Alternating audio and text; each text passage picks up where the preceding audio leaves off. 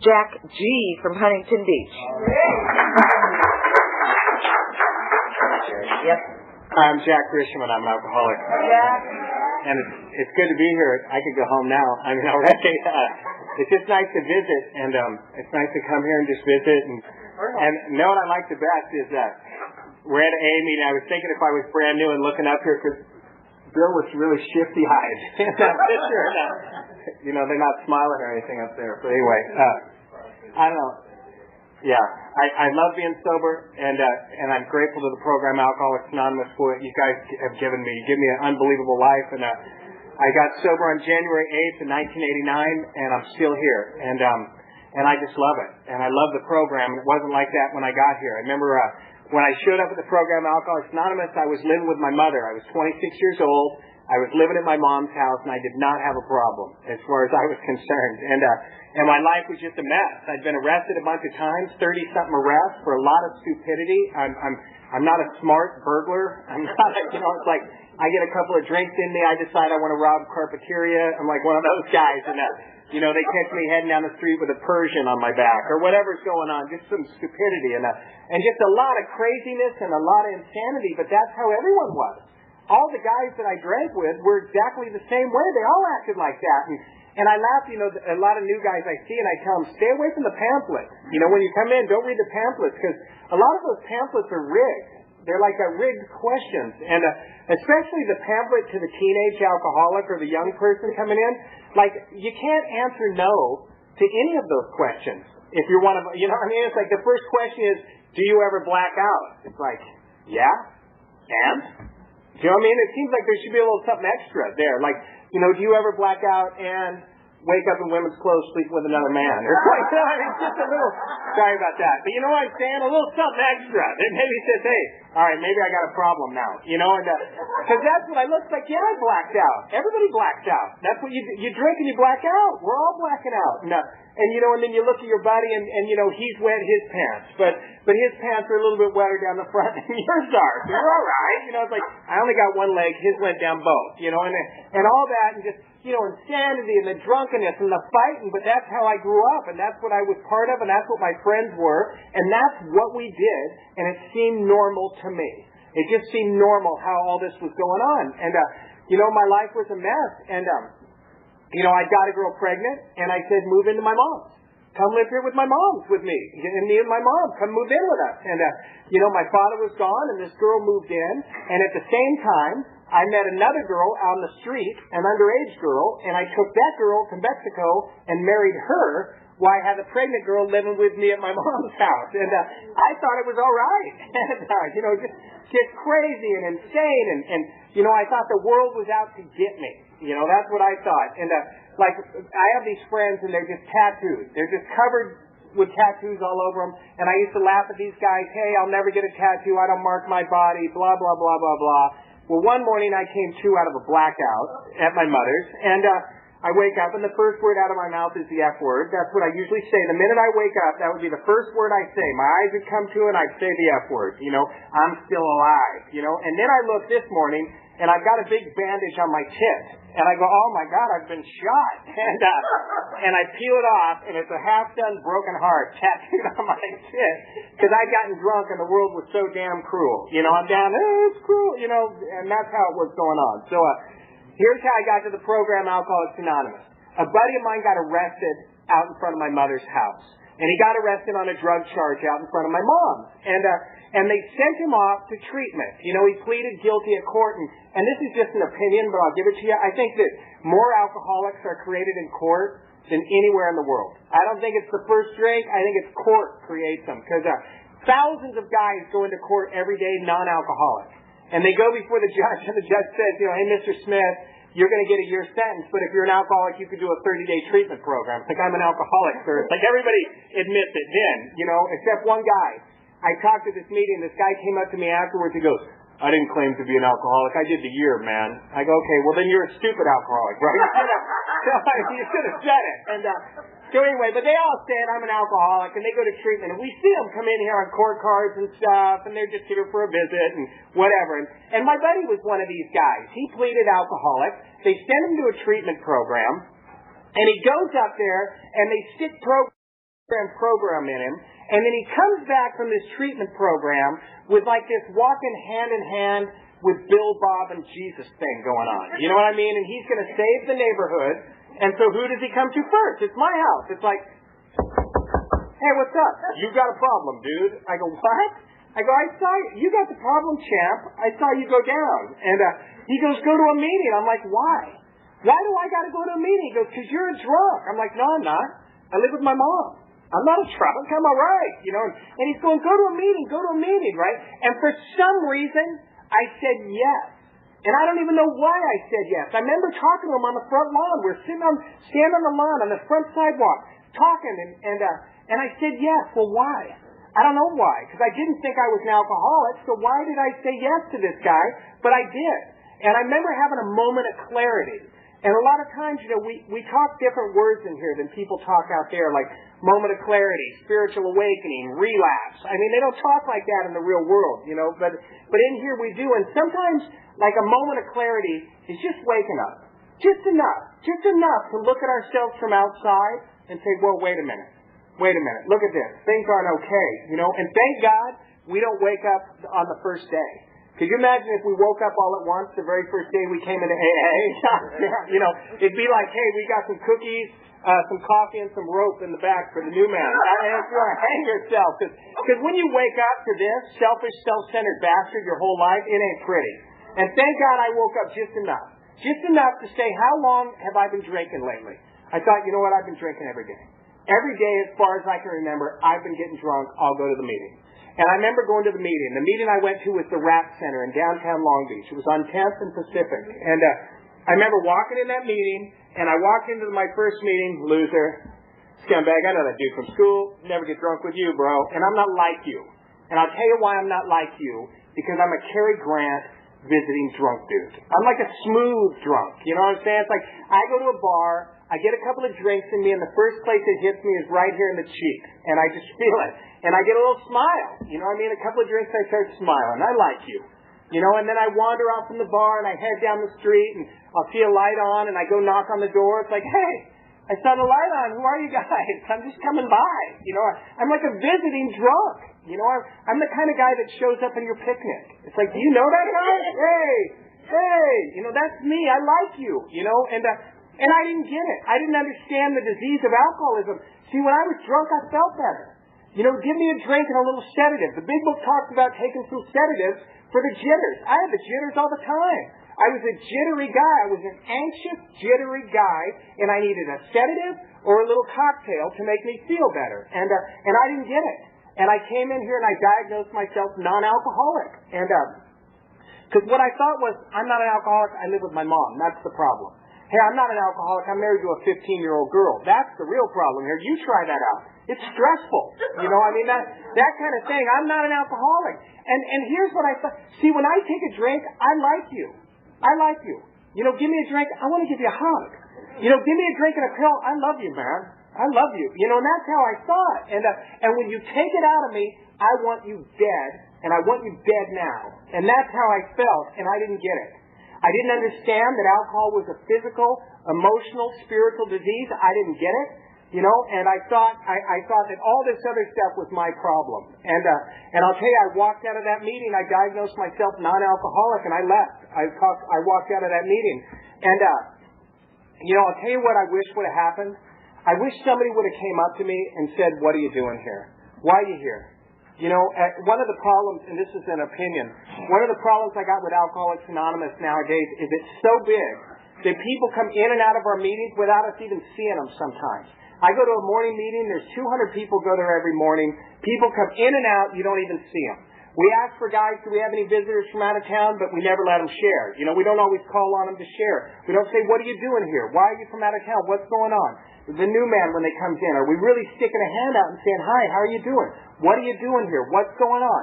No one came up to me at that first meeting. No one asked me what was going on. And if they did, what they could have done, because armed with certain facts about ourselves, we can gain the confidence of the new man. They could have talked to me about what I felt like about Alcoholics Anonymous. And they could have my opinion. And I could have told them how booze made me feel. And how that first drink made me feel. And what they could have told me is, hey, Jack, before you leave here, look in our book.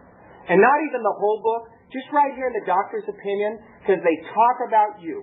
They talk about a person that gets that sense of ease and comfort, which comes at once from taking that first drink. And that's what I got. And I didn't even need to take the drink. Just the thought of taking a drink made me feel better. I'd be somewhere just stressed out, just going nuts, and all of a sudden I'd think cocktail. You know that little cocktail light? It flashed on, I'm like, bye-bye, I'm leaving. And I just drive off, and the minute I'm in the car and taking off, I already feel better. I'm on the way to the liquor store, I feel 100 times better. Not one drop of booze has touched my lips, and I've already got relief, because it's a mental disease. It centers in the mind. I know I'm going to get drunk, and it's already okay. It's getting much better. I go to the liquor store, I smile, he smiles. I get the vodka, he hands it to me. I walk outside. I take the cap off and throw it, because you don't need the cap once the bottle's open. You know, that's for transportation purposes only. And I take that first drink, and the minute I take that drink, it was like being hugged by God. It was like something goes inside me, and all of a sudden I take a drink, I don't live at my mom's anymore. My girlfriend gets older, my car gets newer, things get better. You know, when I got the booze in me, it's okay now. It's okay. And when I take the booze out of me, it's not okay. It's not all right. And I didn't understand it. And I was in and out of this program, and I was relapsing for months, but I didn't know relapse. I mean, they're just saying. I remember a guy telling me one time, he goes, "You're relapsing." It's like, no, I'm not. I'm drinking. What do you mean relapsing? What is that? You know, I'm drinking here. And I remember I was drinking on and on and on. And one of these times I was drinking, I got 30 days, 30 solid days. No nothing, no booze in me, no pills, no meeting, no God, no steps, nothing. 30 days sober. And on my 30th day sober, I got a job as a bartender, because I thought that would be a good job to get. And on my way to work, I stopped by to pick up some mushrooms for a friend. And I'm sitting here bragging to this guy about how sober I am. I'm saying, yeah, I'm sober, things are good, my mom's good, you know, 16-year-old's gone, you know, baby's gone, everything's good, I'm sober, excuse me, is that your bong? Bam. And the guy had a pipe sitting on the table, cunning, baffling, and powerful, alcohol, disguised itself as pot, hidden this guy's pipe, I took it, and next thing I know, I go, oh my God. I came to with the bong in my mouth, I thought, I just took a hit of weed. Here, I'm telling this guy, I'm sober, I'm stoned. Bam, that's fast, right? My next thought was, I'm not going back to those meetings on one bong hit. You know what I mean? What am I going to do? Come in here and say, yeah, I surrender, I'll be GSR, you know, whatever. It's like, I don't think like that, you know? My next thought after that is, whoa, you overreacted to that whole sober thing. You know, it's going to be different this time. Here's how.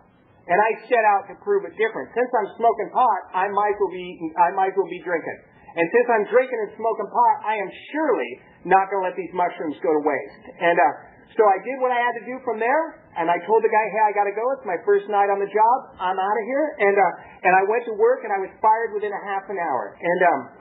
And that's not even a record around here. That's sad, you know. And if you go to a meeting and say, I was fired within a half an hour on my first day, somebody else will stand up and go, I was fired in 15 minutes on my first day.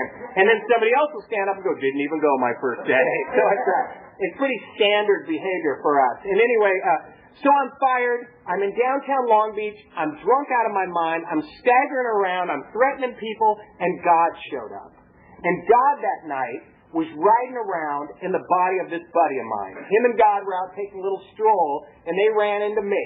And he was a sober member of Alcoholics Anonymous. They ran into me. He goes, Jack, do you need some help? And I'm like, yeah, take me to my mom's. You know, I'm like, God, you know. And so he goes, okay, and he takes me home. He takes me to mom's. And so he drops me off at my mom's, and he says, okay, we'll talk tomorrow. I'll talk to you tomorrow. We'll talk tomorrow. Now, I know what's coming, right? You know what I'm saying? Because this is a we don't drink, we don't do drugs AA guy who saw me drunk, saw me out of my mind, had to take me home to mother, you know, that whole deal. And the call tomorrow, I know what it's going to be. It's, you know, because I've had a lot of those calls, right? You know, and so the next day I'm talking to this guy on the phone, and we're talking nice, and he's not saying one thing about me being drunk. Not one thing on the phone. And I said, hey, I was pretty hammered last night, huh? And he goes, yeah. And he kind of laughs a little bit. He doesn't say anything. I said, hey, you know, I kind of waited a minute, and I said, hey, you know, I was pretty hammered last night, huh? And he goes, yeah. And he laughs again, right? Still doesn't say anything. What I was waiting for is, Jack, you're a loser. Jack, you're an animal. Jack, you're a scumbag. Jack, you're trash. I heard it my whole life.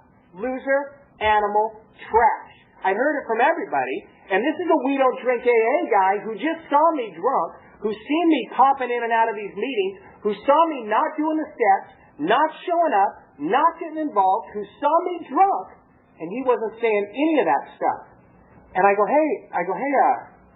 man, I lost my job and everything. You know, it's like I was gone, man. I lost my job. And he goes, I know, Jack. He goes, you know what? He goes, you might be an alcoholic. He goes, and if you're an alcoholic, you can't stop drinking. And if you do stop, you can't stay stopped for any length of time. And that was the first time in my life that I ever heard that.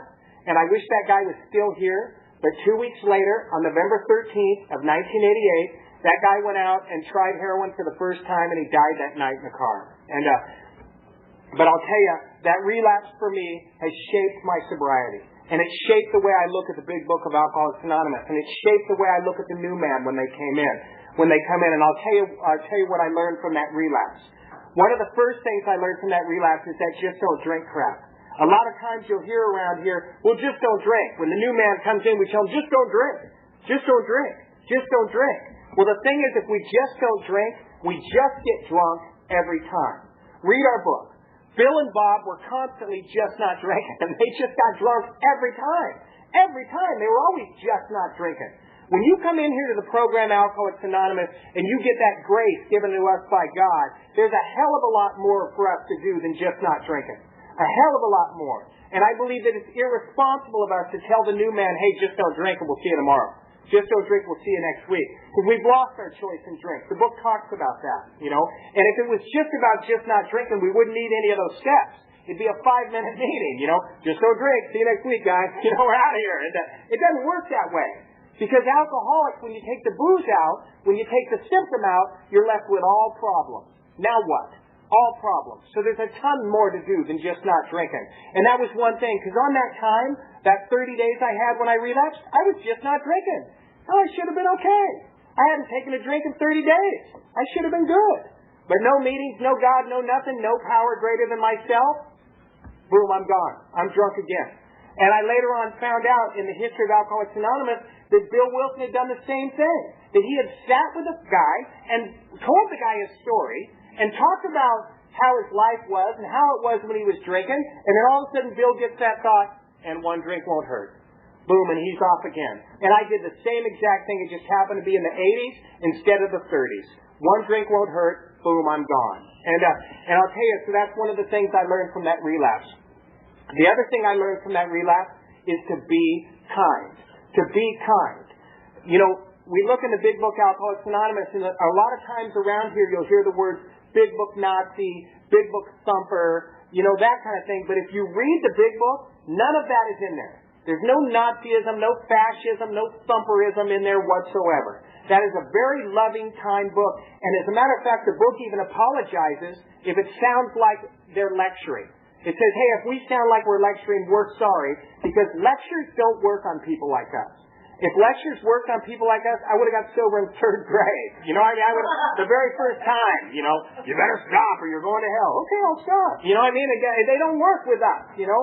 And I think one of the coolest examples of that also is in the big book. It's in Bill's story. And what it is when Bill's in New York and his old buddy Ebby's coming over to drink. Like that's what Bill thinks. Bill thinks Ebby's coming over for a drink. Well, Bill's stoked. It's like, here's his old friend coming by, and Bill starts remembering all this stuff.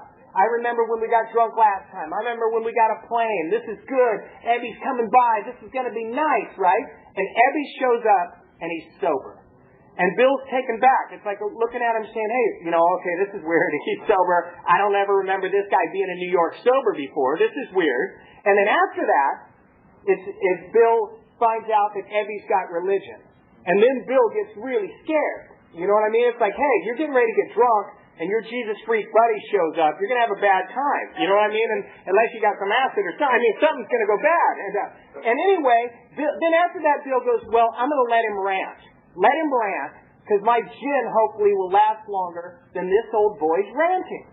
But then right after that, I think it's the coolest part in there, it says he didn't rant at all. In a matter-of-fact way, Ebby told Bill, hey, Bill, check me out. Some guys picked me up from court. They showed me a spiritual way to live. They helped me out. Look at me. Look at me. I'm sober. And Bill looked at him and saw something in his eyes. Something that made Bill want it. And that's the reason we're sitting here, because Bill saw something in Ebby's eyes, and he said, I want that. And I just love that. It doesn't say that Ebby came over, caught Bill drinking, and said, Bill, you're a loser. Ebby came over, caught Bill drinking, and said, Bill, you're a scumbag.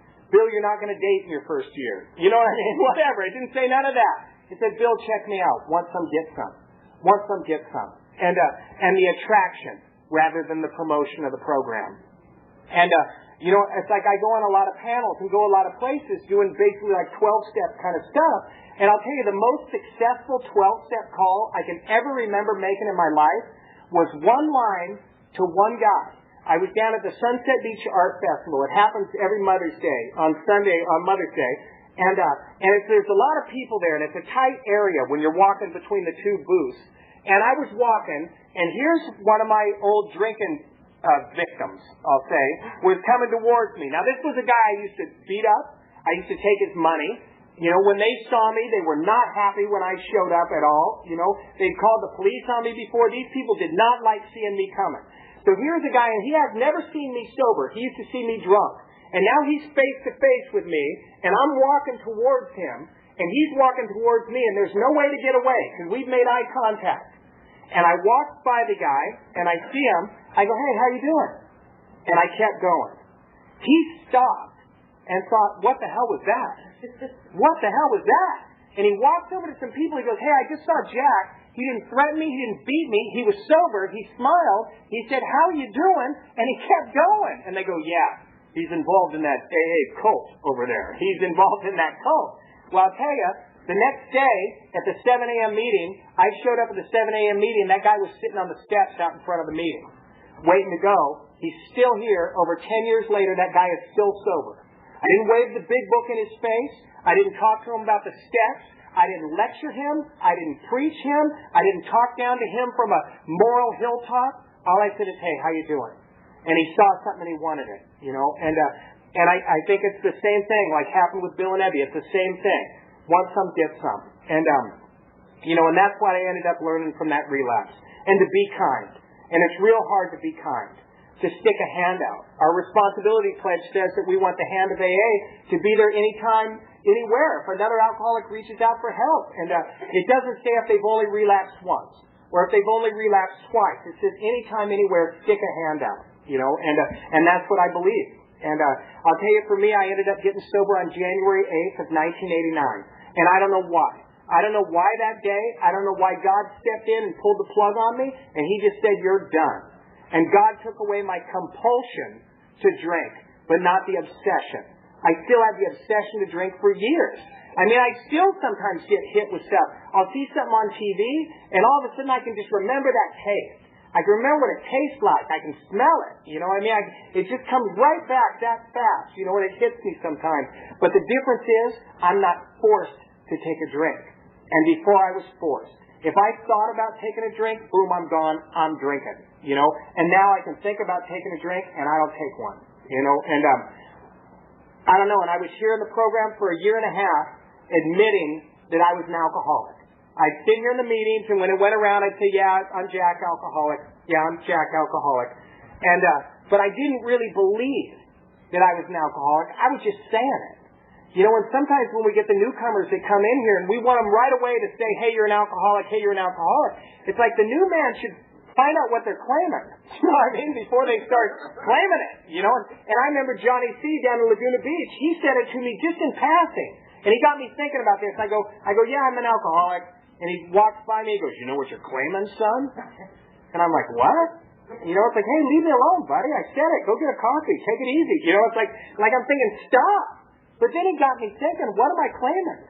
Like, what am I really claiming? When I say that I'm an alcoholic, what's that really mean? And I see new guys come into the program, and they'll say, yeah, I'm an alcoholic, and they're waving their little chip, and they got a smile on their face, and they go sit down, because they don't understand.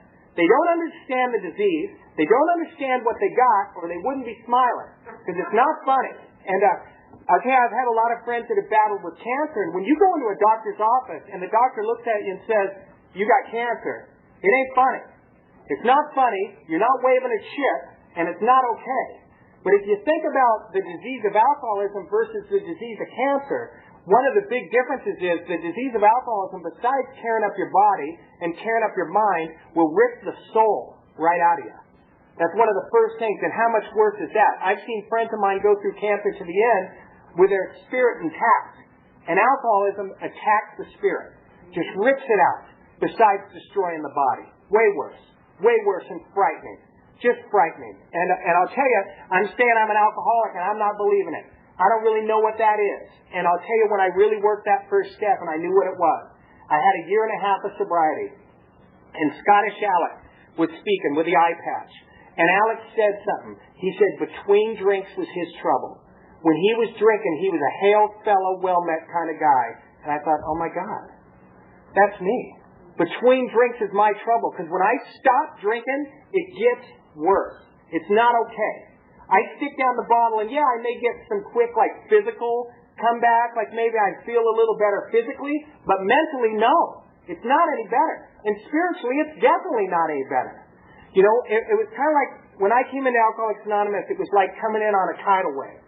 You know, and it's all insane and it's crazy and I'm floating up on this big tidal wave and I come into Alcoholics Anonymous and it drops me off on this mountain at AA and it pops the bottle out of my mouth, takes the pills out of my hand, and it starts sucking back. And when it starts sucking back, all of a sudden I'm seeing a little bit of wreckage. You know, a little bit of wreckage. And if you remember that when the tidal wave happened, the tsunami happened in the Pacific, the first newspaper report was, well, we have 10,000 dead. And the second report was, no. It's not 10,000, it's 20,000. Then 30, 40, 50, 70, 80,000 people still lost. And that's what it was like when I came in here. It's like, yeah, there was wreckage, and yeah, it was bad. But then that thing started sucking out, and all of a sudden, no, now it's real bad. Now all of a sudden I'm realizing, hey, I live at my mother's and don't have a job, no money in my pocket. Then it starts sucking back a little more, blowing off scholarships at school. Start sucking back a little more, all of a sudden I owe $20,000 in back child support. Start sucking back a little more, now I got a daughter I haven't seen. Start sucking back a little more, physical abuse, sexual abuse, a dead father whose death I was blamed for. And when that wasteland came up and I really saw what it was like to be sober and to be sitting here, it was terrible. It was terrible. And to really realize what that disease was about. Because when you're new and you're claiming our disease, if we believe what the book says, we've got a fatal disease. And it's like having a gun against our head. And there's a bullet in the chamber and the trigger's cocked and it's going to go off. And the only person that can stop that gun from firing is God, and you don't got one. Now what? And that's frightening. That's frightening when you really realize that. You know, and I'll tell you, when you also really realize that, it makes you a hell of a lot more willing to do this crap. You know what I mean? It's like, when you start getting scared, you start jumping in real fast. And that's what happened to me. At a year and a half, when I realized what I really had, I started jumping in. And I started jumping in all I could. And, you know, and like now I'm a Christian, and it's like, and some people find that scary, and it's not scary. I mean, if you really read what a Christian's about, it's not frightening at all. It's a very non-judgmental, very loving, no opinion on outside issues kind of deal, and that's what I am now. But and there's some really cool stories in the Bible about the steps, and one of them's great. I think a great example of the second step is this story in the Bible, and what the deal is this guy's kid is sick, and he's dying, and Christ is off doing miracles, but he's not in this guy's town. So the father leaves his sick son, and he takes off across the desert. He walks way across the desert, and he comes up to Christ. He goes, Rabbi, please. He goes, will you come back and heal my boy? If you come back, it'll be done. And Christ said, go home. Go home. Because you believed in me, it's already done. Go back. And the father walked back, and when he got back, his son was healed. And that was my experience with the second step in Alcoholics Anonymous. I believed that you guys were sober. I would come into a meeting on a Saturday night, I'd see you all sitting here, and I'd think, you're sober. You got to be sober. Because if I was drinking, I'm not going to be sitting in here with you. You know what I mean? I'm going to be out there. So I'm figuring you all got to be sober. I mean, later on I found out y'all weren't. But at the time I thought you were. And so I'd ask. I'd say, hey, how'd you get that time? How'd you get that time? I'd come up to guys like Singing Sam, Frank Honeycutt, George Davis. I would come up to these people and say, hey, how'd you do this? What'd you do? How'd you get 30 years? How'd you get 20 years? How did you get this time? And they'd say, Jack, here's what I did. I stuck a hand out to the new man. I picked up coffee cups. I did floors, cigarette butts, went on panels. I got involved in the program of Alcoholics Anonymous. I believed that they were sober. I believed that they did those things to stay sober. And I also believed that if I did those things, I would stay sober. And I did that stuff, and I followed them, and I walked through that desert, picking up those butts, chewing that crap, and one day I turned around, and I was healed. I was healed from a seemingly hopeless state of mind and body because I believed in the program of Alcoholics Anonymous. And but you know, the funny thing about this faith and works thing, I was thinking about this the other day. Like they say, faith without works equals zero. But it's not the opposite. Works without faith still equals a positive. Because you don't even have to believe that it's going to work. If you just do it, it works anyway. You know, just doing it, it still works. And I was thinking about that, you know, and how important that is to not have to believe. And, you know, and it brings me to that God thing. I'll tell you, I was afraid of God when I got here. I've done some evil stuff. You know, I look like a nice guy, but, you know, I've done some creepy stuff, man. I mean, I kidnapped people. I was a grave robber. I ripped off churches. I did a lot of stuff that wasn't very pleasant. And, you know, and I was afraid of God. And I just knew that any God out there wanted me dead, and he just hadn't gotten around to it yet. And I'd been a born-again Christian for a couple of weeks before because I was trying to sleep with this girl that was one. It's a long story. But anyway, you know, hey, I love Jesus too, baby. You know, whatever. It's like, you know, that's what I'm thinking. And it didn't work out so well. But anyway, and I'll get to that too. But so I was afraid. And what I heard around here, and this is why I love the program Alcoholics Anonymous, the stuff you hear around here, if you're listening, it's unbelievable. The amount of wisdom and strength that's in these rooms, you know. And I heard a guy say, okay, instead of turning your will and your life over to the care of God, why don't you turn your thoughts and your actions over to the care of Alcoholics Anonymous? And I thought, okay, I can do that. I can think like you. I can act like you. And that's what I did. And I used you guys as my God for 9 years. For 9 years. And I'll tell you how I got the God I got now. It was through my little girl. And I love seeing the kids around here because I found God through my kids. And it was through my little girl, that baby I had. After I got sober, I made amends to her mom. And the first amends was greeted with F you. You know, I said I was sorry, F you. You know, and rightly so. I mean, it's funny, a lot of us sometimes, it's like we get sober in the program, we got 90 days or something, and all of a sudden we want to go make amends to everybody, right? We want to go clean it up. And we show up and we go, well, I've been sober on the program of Alcoholics Anonymous for 90 days, I want to see how sorry I am. And they just look at us and go, yeah, that's great, but you've been an asshole for 35 years, so hit it, champ. You know, and I got a lot of that, you know, and the first amends I gave to her mom was, F you, man.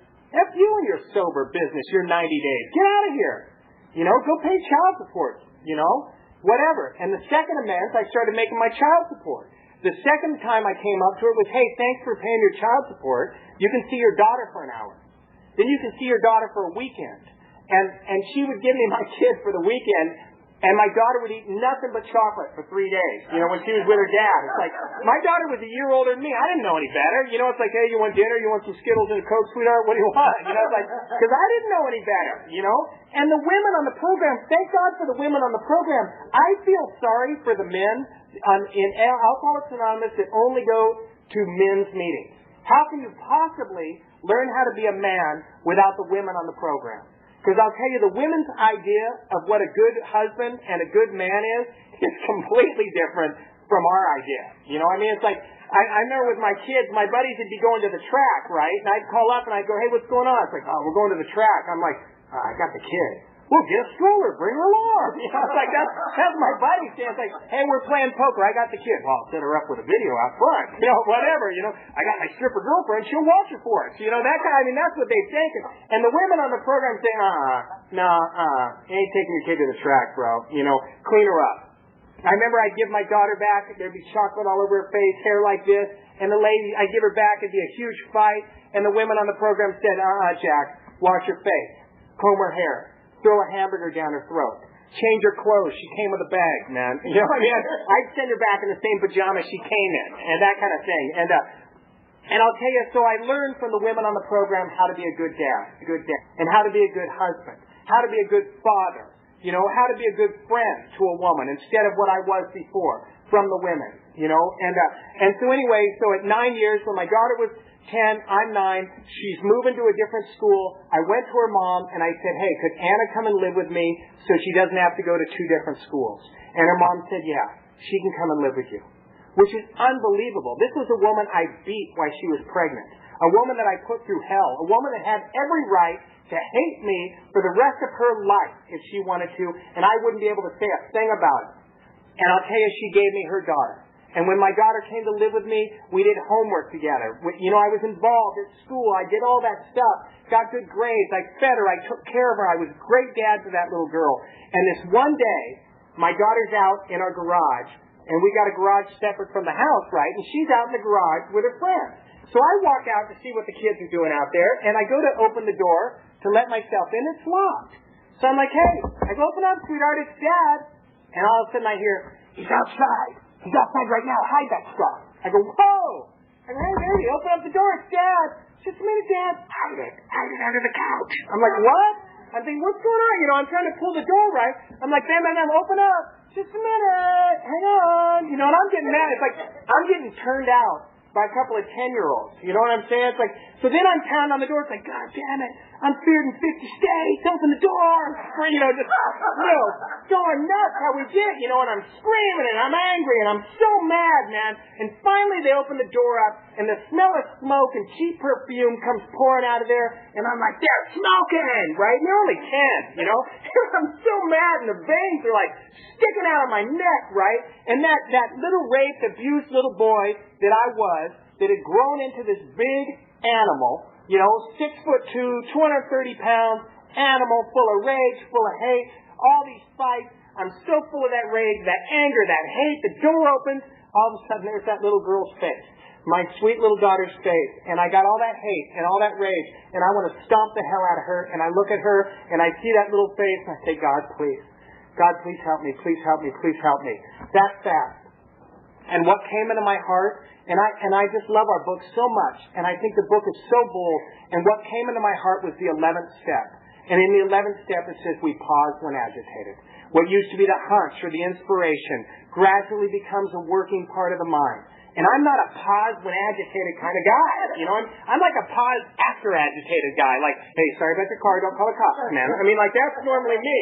But for some reason, I pause before agitated. I paused during the agitation, paused to ask for God's help. I looked at that little girl. I saw her little face. God stepped in, took the hate away, took the rage away, took all the anger away. I looked at that little girl and I said, sweetheart, I love you. I love you so much. I go, let me tell you what happened to me when I started rolling smokes. And I talked to her like one alcoholic talking to another alcoholic. I talked to her with love. I talked to her with kindness, with compassion, with understanding, with tolerance. And I looked at her, I said, now clean this stuff up and get your ass inside. And I walked out of that garage. When I walked out of that garage, I thought, what just happened in there?